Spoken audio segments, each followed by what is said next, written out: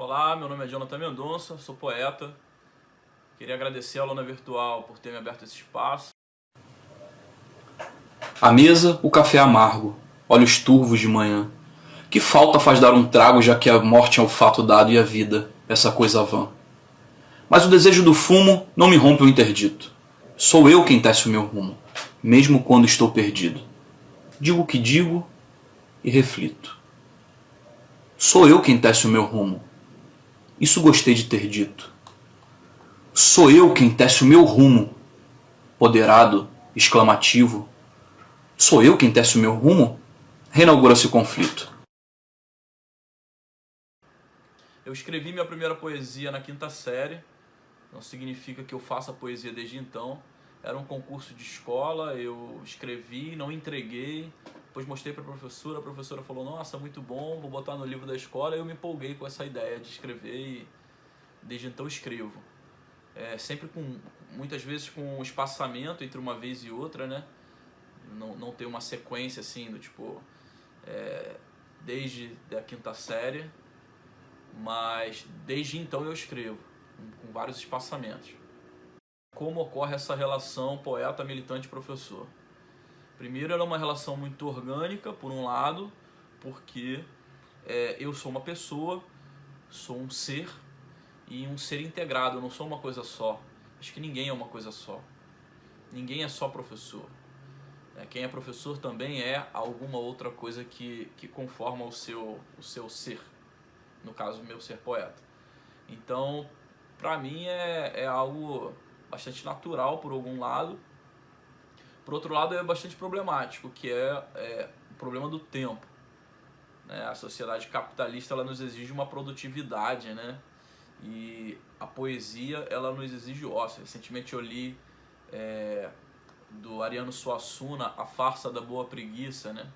Em que ele faz um elogio à boa preguiça, não a preguiça que não é produtiva no sentido criativo, mas da necessidade de se ter espaços, momentos de reflexão e de fruição para poder criar.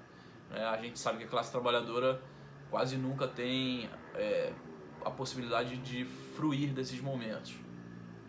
Eu, como parte dessa classe, como parte da classe trabalhadora, me encontro em diversos momentos sendo levado pela onda das necessidades e da obrigatoriedade de produtividade, e aí a parte do poeta ela fica muitas vezes em segundo plano. Mas é importante dizer que essa profissão e essa ação diante da realidade e essa criação que são a escrita, né, o meu ser poeta, o meu ser professor e o meu ser militante, eles fazem parte de uma escolha de vida. Eu sou poeta porque eu preciso me expressar diante desse mundo, diante dessa sociedade. Eu sou professor porque eu preciso alterar essa realidade de forma muito objetiva. Eu preciso ser parte do resgate de conhecimentos históricos importantes e da esperança no mundo novo. E eu sou militante porque eu vivo o mundo em que eu vivo. E quem vive essa realidade tem que ser militante. Não tem como. Você não se espantar e não dizer alguma coisa precisa mudar nisso aqui. Então eu coexisto, meus eus coexistem de forma muito orgânica e ao mesmo tempo sendo influenciada pela dinâmica da produtividade da vida na sociedade capitalista. A estrada da vida tem abertos muitos caminhos. Como uma árvore vem do tronco aos galhos finos, de onde sobressaem folhas que amortecem as bolhas do leve orvalho caindo. Se escolho entre este ou aquele caminho outrora aberto, se escrevo outro roteiro, o que é errado? O que é certo? O que me faz ser sujeito e o que me torna objeto? Ele sofre as tensões dessa disputa pelo tempo, né? Na maior parte das vezes você é engolido pelo tempo das exigências da sociedade, mas também existe um momento de confinamento profundo do poeta, né? Eu estou defendendo que exista, na verdade, porque tem a ver com como eu me sinto, um poeta, que é o que eu sou por um lado, e um recitador, que é o que eu sou por outro lado. Eu acho que o poeta, ele vive um processo de enclausuramento parecido com esse que a gente está vendo, né? O poeta ele existe no isolamento. Agora o recitador não, o recitador ele existe na noite, ele existe na boemia, ele existe no coletivo, ele existe quando tem muita gente, ele precisa expressar aquilo que o poeta muitas vezes passou madrugadas e madrugadas tentando forjar como poema, né? Então, eu acho que tem um eu recitador que nesse momento de pandemia ele está muito... ele não encontra os mesmos caminhos, né? Inclusive está tendo que encontrar outros, né? Vídeo, a internet está se tornando nossa única sala de recepção. Mas o poeta é o quarto, né? O poeta ele se encontra nesse ambiente e sempre que é possível, que há um espaço para ele expressar as angústias, né? E os incômodos sofridos nesse tempo, o poeta se expressa. Agora, o processo artístico é isso, ele depende de muitas variáveis, né? Eu tenho escrito algumas coisas, o Incômodo, que é o poema que eu estou apresentando, uma dessas coisas que eu tenho escrito. Não tenho conseguido criar poemas que sejam sutis, superficiais, tenho feito uma produção pequena em relação a esse tipo de poema. O Incômodo ele é mais produto de um tempo de maturação, né, que portanto ele é maior, né, ele tenta em si resolver um pouco da dinâmica dos processos que a gente está vivendo nessa pandemia e ir para além, né?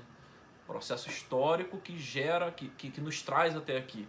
A gente vê uma mortalidade imensa, né, em relação aos mais pobres do país, mas a gente vê também os mais ricos brasileiros lucrando como nunca nessa pandemia. Ou seja, momentos como a pandemia, momentos de conflitos muito fortes, as contradições da sociedade capitalista elas só se expressam de forma mais clara. A importância da arte nesse momento ela tem a ver, para o artista, uma forma de não enlouquecer.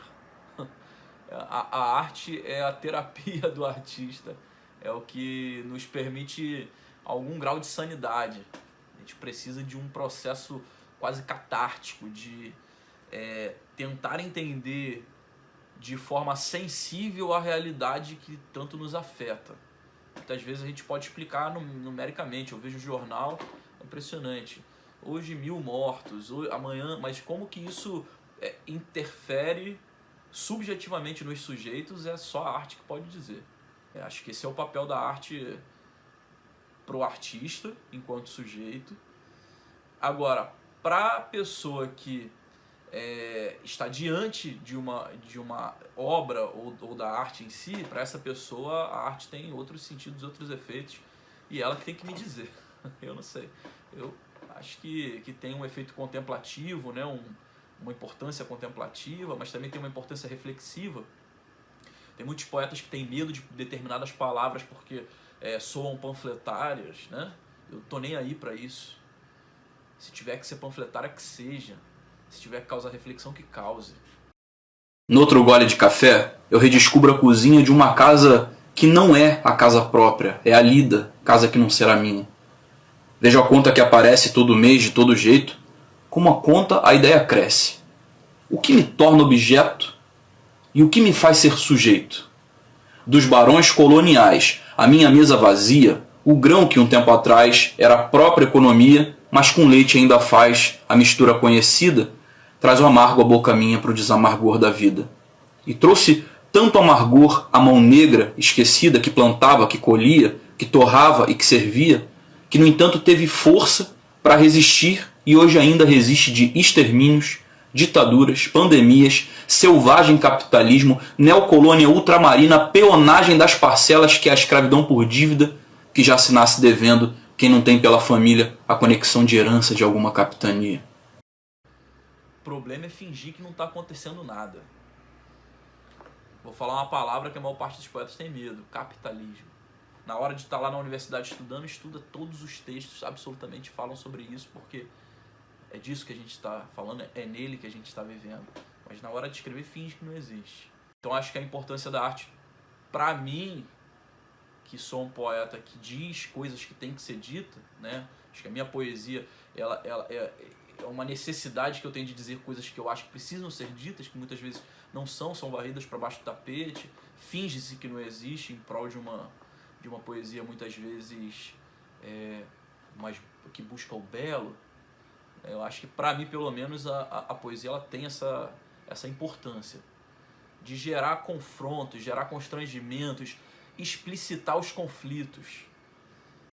Quais artistas locais eu me inspiro? Se eu falar algum, eu posso errar em muitos. Tenho que falar, né? Porque também deixar de falar é perder uma oportunidade de valorizar coisas boas que estão sendo produzidas. Vai lá. Marcelo Atahualpa é um cara que eu admiro há muito tempo e acho que ele tem desenvolvido um trabalho brilhante com Sarau Energia. Eu não seria capaz de dizer um só poeta de Macaé, mas eu queria aqui indicar o jornal de poesia antifascista O Positivo. Eu acho que ali agrega um coletivo de artistas que são referência para mim.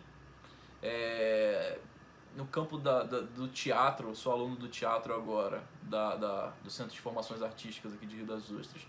No campo do teatro tem também alguns que são muito importantes localmente para mim, que é a Poliana Lotti, foi minha professora, a Eliane Soares foi minha professora, a Cláudia Bispo foi minha professora e muitos outros também que é difícil dizer só um nome e a quantidade de pessoas que você deixa de falar. Campo da música, se eu for citar um aqui, nossa, meus amigos vão brigar comigo, né?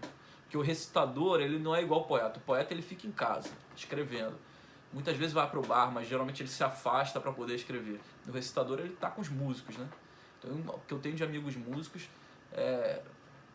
não bota na conta, e são, assim, o cenário musical de Rio das Ostras tinha que ter um trabalho mais forte de valorização desses profissionais.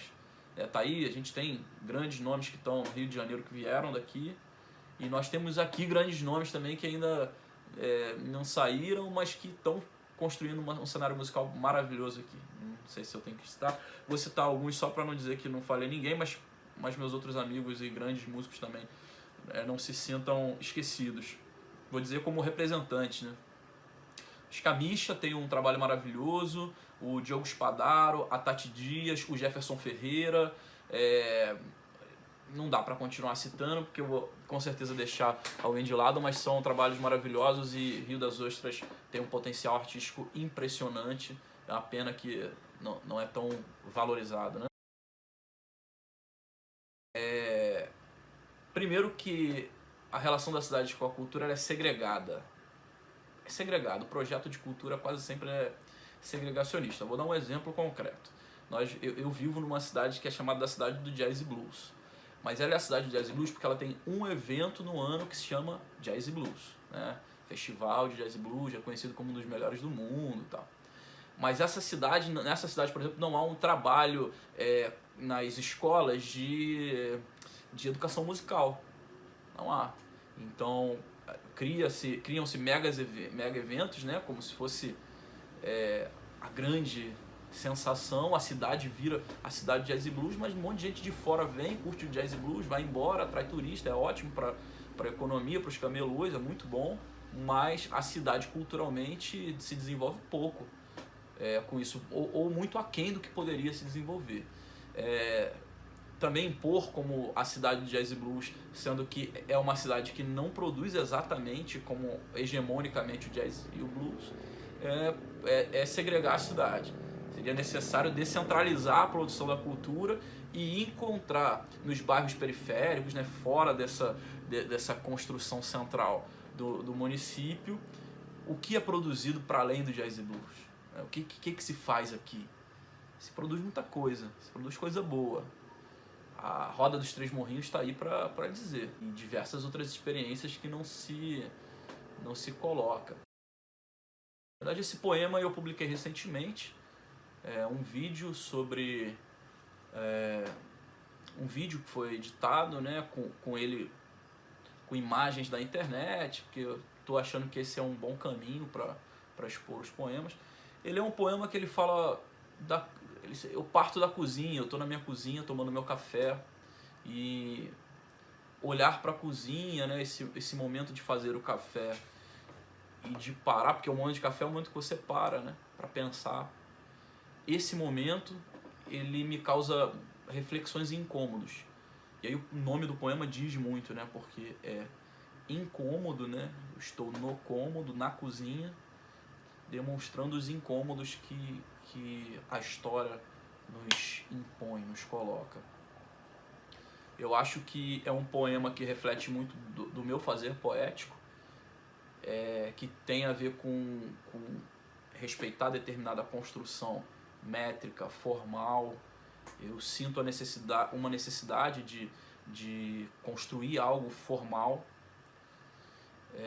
Eu digo que eu tomo minha cachaça, né? O mais brasileiro, o mais pauperizado, comum, né? Dentro da lógica da desigualdade social, eu tomo minha cachaça no seu copo de conhaque, na sua taça.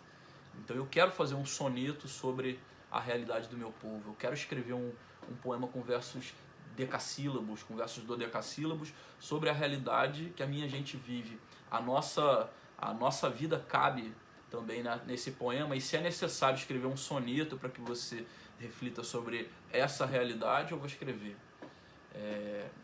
No caso do poema Incômodo, escolhi uma forma que me parece relembra versos populares, né, com 7 sílabas poéticas, e que fundamentalmente, através de um processo de idas e voltas da cozinha para a reflexão, volto para o café, volto para a reflexão, volto para o café, volto para a reflexão. Eu lembro um pouco da nossa história e do que me fez chegar até aqui, a esse momento, nessa cozinha em que eu escrevo. Bom, para encerrar, disseram que eu tenho um tema livre, então eu vou usar esse tema para poder falar um poema que eu acho que traduz bastante o conteúdo, né, o espírito desse papo, que é um devaneio hipnagógico. A hipnagogia é aquele momento que você fica entre o sono, entre estar dormindo e estar acordado. Eu aprendi com o filósofo macaense Cláudio Piano e com um grande professor, Carlinhos, né, o Carlos Martins. Ele ensinou que esse é o único momento possível da criação, porque você não está nem acordado o bastante para ter que gerir as nossas demandas, e nem está dormindo o suficiente para, como num sonho, deixar que o sonho se perca. Então você tem a racionalidade do acordado e tem, ao mesmo tempo, a leveza e a liberdade do sonho. Isso concatenado é o que permite a criação, permite com que a gente pense na possibilidade do novo. Um devaneio hipnagógico. Eu tento escrever poesia, mas a dureza do dia embrutece o sentimento. O coração que é surrado bate forte e magoado no peito, que morre lento. O corpo todo reclama, do pé que carrega a lama, a mão que carrega o calo. E o ombro que leva o mundo fala em cochicho, resmungo, do peso de carregá-lo. Penso na filosofia, mas a dureza do dia emburrece o pensamento. Os olhos querem descanso, o cérebro fica manso e a cabeça dói por dentro. Penso não ter ou não ter, porque pensar é poder e não se pode pensar. O tempo é só para o sustento. Quem pensa perde o momento que tem para se sustentar. Hipnagógico penso no instante utópico, imenso, entre o real e o sonhar. Um dia eu vou entender porque é que é preciso ter para poder precisar. Jonathan Mendonça, queria agradecer muito, desculpa pelo tempo, né, que se alargou, mas também queria pedir para que vocês, caso queiram, sigam as minhas redes sociais, comentem lá os poemas, compartilhem se gostarem. No Facebook, a minha página Jonathan Mendonça Poesias, e no Instagram, Jonathan Mendonça, o meu Instagram, e Jonathan Mendoncanf é a forma de chegar lá, que é Jonathan Mendonca NF. tá bom? Muito obrigado, queria agradecer ao Lona Cultural Virtual por esse papo, adorei, espero que todos gostem. Grande beijo.